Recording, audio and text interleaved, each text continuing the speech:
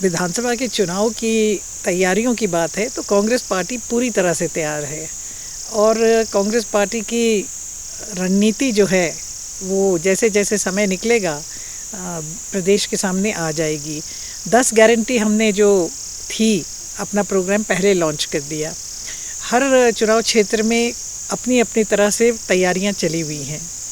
जहाँ तक लोगों के जाने का प्रश्न है तो भारतीय जनता पार्टी में हाल ही में एक आध दिन पहले श्री हर्ष महाजन जी जो कि चंबा से विधायक रहे हैं, रहने वाले जम्मू के हैं, चंबा में सेटल थे और वहाँ से वो विधायक रहे हैं और आज से 15 साल पहले वो चुनाव लड़ने से उन्होंने इनकार कर दिया था। चंबा उसके बाद वो कभी आए भी नहीं, तो चंबा की राजनीति पे तो उनका कोई असर ही नहीं है। मगर अफसोसजनक है जिस तरह के शब्दों का प्रयोग उन्होंने राजा वीरभद्र सिंह जी के लिए किया। राजा वीरभद्र सिंह जी के जीते जी अगर वो इस तरह की बात करते तो हम कहते कि हाँ महाजन, आप में कोई दम है। जिस व्यक्ति की मृत्यु को 1 साल से ऊपर हो गया है उनके बारे में, उनके संदर्भ में उनका नाम ले करके आप इस तरह की घटिया बात करें, ये कतई जो है कोई सहन नहीं करने वाला है। और जहाँ तक इनके जाने का प्रश्न है तो ये इनके परिवार के लिए कोई नई बात नहीं है। इनके पिता जो हैं वो पहला अपना जो चुनाव है वो स्वतंत्र पार्टी से लड़े। इनकी माता जी चुनाव लड़ी, एक ही चुनाव लड़ी, मेरे ही खिलाफ लड़ी 1985 में आज़ाद उम्मीदवार के तौर पे। रिकॉर्ड के लिए मैं बता दूं उनकी ज़मानत भी जब्त हो गई थी। ये लड़े, 15 साल तक विधायक रहे, उसके बाद लड़ने से इनकार कर दिया और 15 साल बाद भारतीय जनता पार्टी में जाकर के शामिल हो गए। देखिए, भारतीय जनता पार्टी का एक एजेंडा है और उस एजेंडे के तहत इनका सबसे बड़ा जो हम कहते हैं कि इंस्ट्रूमेंट जिनको ये इस्तेमाल करते हैं वो सीबीआई है, ईडी है।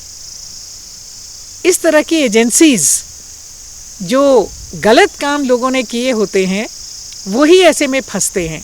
तो हम नहीं जानते कि हर्ष महाजन जी किन परिस्थितियों में गए, मगर ये बात ज़रूर है कि जो बातें उन्होंने राजा वीरभद्र सिंह के मुतालिक, कांग्रेस के मुतालिक कहीं, वो सरासर झूठ और सरासर जो है आपत्तिजनक हैं।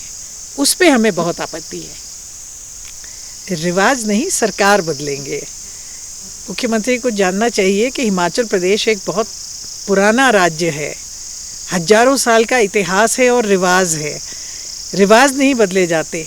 हाँ, पर जो सरकार कोई काम ना करे, जो सरकार महंगाई, बेरोज़गारी और इन चीज़ों को बढ़ावा दे, उस सरकार को हिमाचल प्रदेश की जनता जो है वो बदलेगी। देखिए, मैंने पहले ही कह दिया कि हर्ष महाजन जी जो बातें कह रहे हैं वो तब कहते जब वो कांग्रेस के वर्किंग प्रेसिडेंट थे। वो तब कहते जिस दिन वो उस मीटिंग में भी मौजूद थे जहाँ पे ये बातें हो रही थी। ओपीएस देने का फैसला कांग्रेस की राष्ट्रीय अध्यक्षा श्रीमती सोनिया गांधी जी के नेतृत्व में लिया गया है। जहाँ भी कांग्रेस की सरकार होगी वहाँ पे ओपीएस दिया जाएगा। राजस्थान ने शुरुआत की, पहल की, छत्तीसगढ़ नंबर 2, झारखंड जहाँ हमारी साझी सरकार है नंबर 3 और हिमाचल प्रदेश जो है चौथा प्रदेश बनने जा रहा है जहाँ ओपीएस लागू करेंगे। और हमने पहले भी कहा कि बेहतर वित्तीय प्रबंध करके पैसों का प्रावधान किया जाएगा। कांग्रेस पार्टी 80 करोड़ रुपए का टेंट लगा करके या कार्यक्रम करा करके या प्रधानमंत्री और नेताओं के कार्यक्रम में उड़ा करके हिमाचल प्रदेश के जो लोगों का टैक्स का पैसा है, जो हिमाचल प्रदेश की जनता का पैसा है, उसको बर्बाद नहीं करने वाली है। वो हिमाचल प्रदेश की जनता की भलाई के लिए लगेगा।